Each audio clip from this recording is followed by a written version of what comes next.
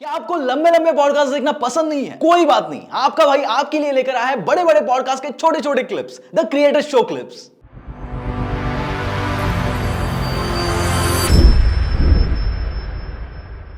तो बट उससे पहले हम लोग थोड़ा डिस्कस कर लेते कि ये Web3 वगैरह जो है, तो इसमें क्या क्या अपॉर्चुनिटीज है फ्यूचर में।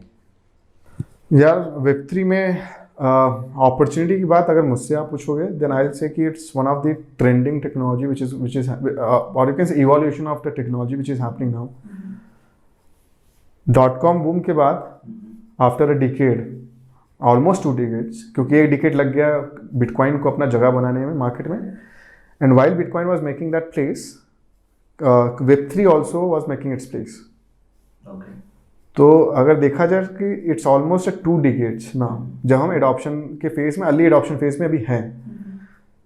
तो आप अगर .com बूम में अगर रहे हो, अगर कभी आपने जाना होगा, समझा होगा, तो सन 2000 में जो लोग फ्रेमवर्क डेवलपर्स थे या फिर जो लोग इनिशियल कंटेंट क्रिएटर्स थे, जैसे यूट्यूब पे आप लोग चलाते हो, लाइक पीपल जैसे इमेजिन कि जब यूट्यूब लॉन्च हुआ था और उसी समय कोई क्रिएटर बना हो तो अभी उसका कितना फॉलोअर होगा, राइट? क्योंकि उनको यूट्यूब उनके जो एल्गोस होते हैं वो फ्यूचर पास्ट डेटास को उतना सही से कैलकुलेट नहीं कर पाते हैं, एंड बिकॉज ऑफ विच कि आपको बैन कर सकते हैं पर वो जो पुराने क्रिएटर्स हो सकता है उनको ना कर पाए, क्योंकि डेटा की वो जो पाइपलाइनिंग होती है उतनी प्रॉपर नहीं होती पहले की।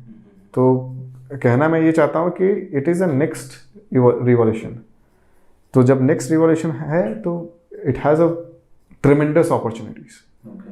तो अभी अगर आप डेवलपमेंट में, मैं सिर्फ डेवलपमेंट की अगर बात करूँ तो डेवलपमेंट डेटा अगर मैं देखूँ तो अभी Web3 कंपनीज़ में as far as the Nasdaq data goes, जो कि लोग लिस्टेड हैं जिन्होंने जॉब अगर दी हुई है Web3 कंपनीज़ के अंदर, वो 50,000 डेवलपर्स हैं।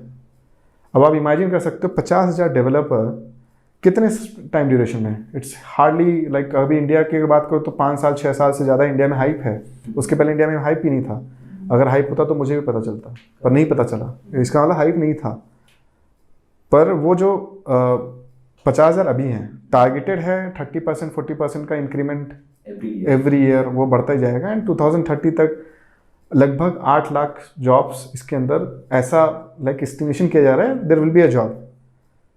तो यहाँ पे जो है मतलब सिर्फ डेवलपमेंट साइड पे ही अपॉर्चुनिटीज़ है या फिर अपार्ट फ्रॉम दैट अगर किसी को एक्सप्लोर करना है, फॉर एग्जांपल मेरे जैसा बंदा है जिसको कोडिंग वगैरह नहीं आती या फिर कोडिंग वगैरह समझता ही नहीं है, तो उस केस में वो बंदा यहाँ पे क्या क्या एरिया में एक्सप्लोर कर सकता है खुद को? देखो, कोडर हम जब बोलते हैं तो कोडर का मतलब, मैं कोडर इसलिए बोलता हूँ क्योंकि मैं हूँ, मुझे वो समझ में आता है। तो कोडर का मतलब उसको आप उसको एक यूनियन के अंदर डाल लेते हैं, अब बोलते हैं coder is nothing but a creator. तो a creator can be anyone, an artist, an music artist, कोई बंदा हो सकता है, मार्केटिंग का बंदा भी क्रिएटर हो सकता है। He might have also have good idea कि इस तरीके से मार्केटिंग कर सकते हैं।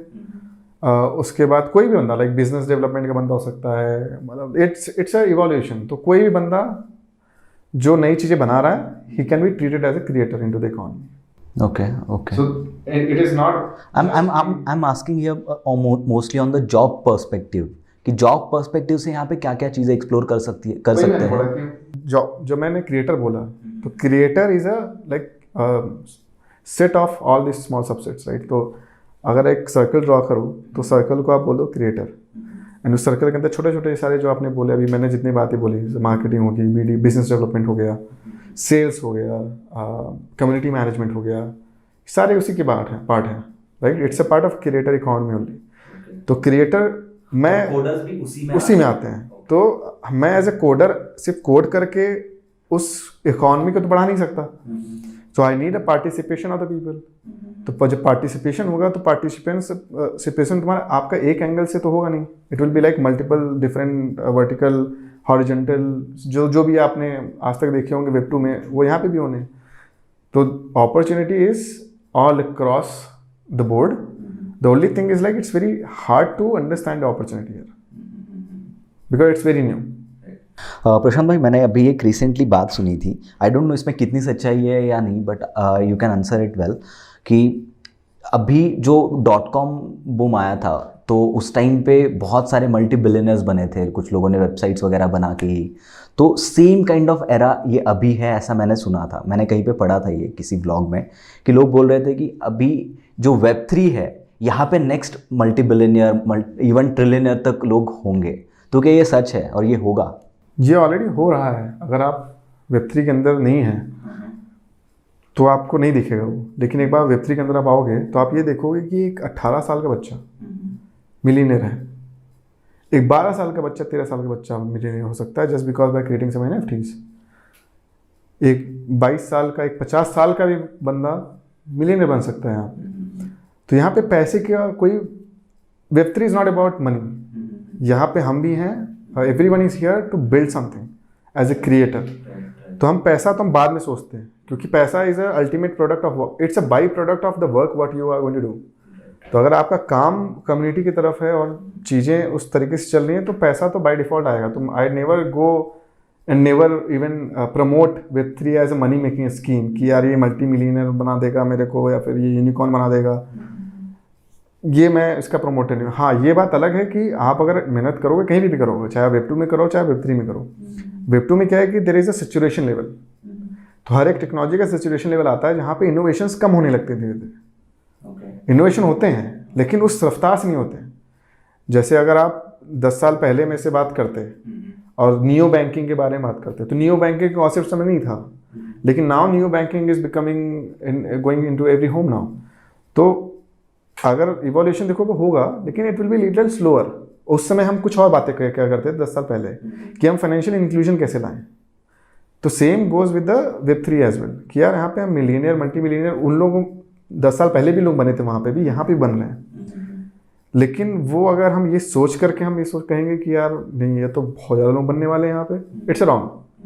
क्योंकि it's a market from day one. Market can go up, can go down. I can be millionaire on day one, I cannot be millionaire on day two.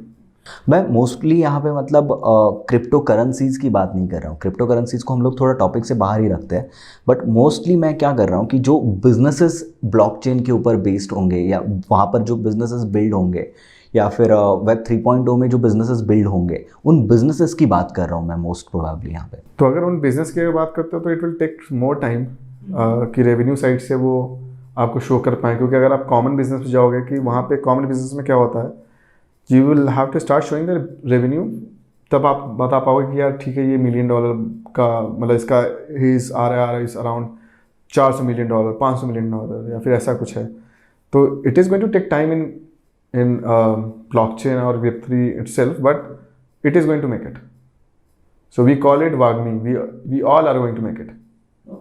Okay. So and most probably approximately how much time it will take for this adoption and for this all? Adoption it truly depends. So अब जैसे होता है कि कहीं कभी कभी क्या होता है कि लोगों को क्लिक करने में, जैसे मेरा माइंड है तो मेरे माइंड में कोई चीज़ क्लिक करने में थोड़ा सा टाइम लगता है, बट वो जो टाइम होता है और जब वो क्लिक करता है देन इट हैपन्स। तो अब इंडिया के लिए लो, इंडिया में इतनी बड़ी पॉपुलेशन है। मेरा एक इंडिविजुअल का मैं माइंड ऐसा बता रहा हूँ, हो सकता है कि किसी और का माइंड दूसरे तरीके से काम करता हो। तो वो टोटली डिपेंड करता है कि हम इसका नरेशन कैसे सेट करते हैं। Narration plus government support. अगर narration and the government support is correct then we might reach at a very high scale at a very small span of time. लेकिन अगर वो थोड़ा सा वहाँ पे गड़बड़ हुआ या फिर सपोर्ट हमें लूज हुआ या फिर कुछ चीज़ें वहाँ पे कम हुई तो the adoption will be slower, but it is going to happen. But if you ask me my personal opinion, it is going to take around 6 to 7 years down the line to get it massively adopted into the ecosystem. अगर आपको ये conversation पसंद आया तो पूरा podcast देखने के लिए यहां पर क्लिक करिए और ऐसे ही थॉटफुल क्लिप्स के लिए हमें सब्सक्राइब करिए।